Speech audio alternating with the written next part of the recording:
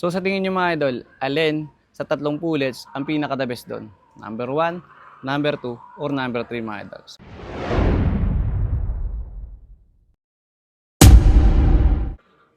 Good day mga idol! Alam nyo naman na ngayon yung bulik ang sumisikat ngayon sa mga paligsahan mga idol. Kaya meron tayong bulik dito.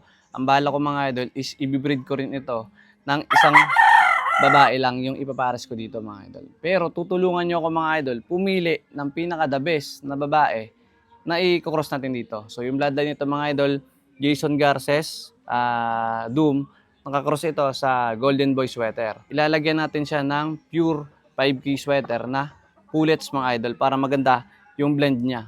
3-way cross na siya mga idol. Papalakarin ko.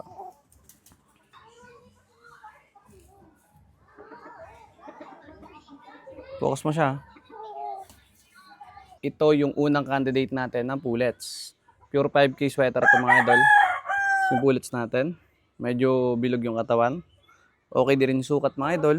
Siguro magandang match to. Doon. Ayan. Maganda yung match siguro yan sa Doom. Kasi matangkad yung Doom. Ito may pagka medium station. Medium high.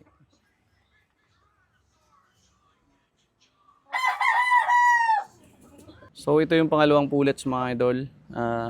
Halos magka-same sukat din nun sa isa. Medyo bilugin din yung katawan. So papalapag ko. Ayan. Ganun mga idol. Tingnan nyo. Tutulungan nyo ako pumili.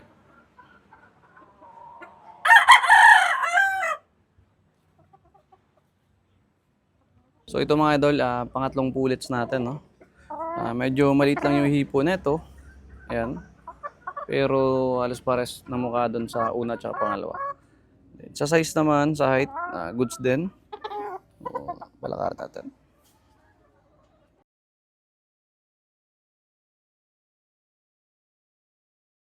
So sa tingin nyo mga idol, alin sa tatlong pullets ang pinaka-the best doon? Number 1, number 2, or number 3 mga idol? So i-comment nyo below para makita natin kung saan natin i-prepare yung ating Doom.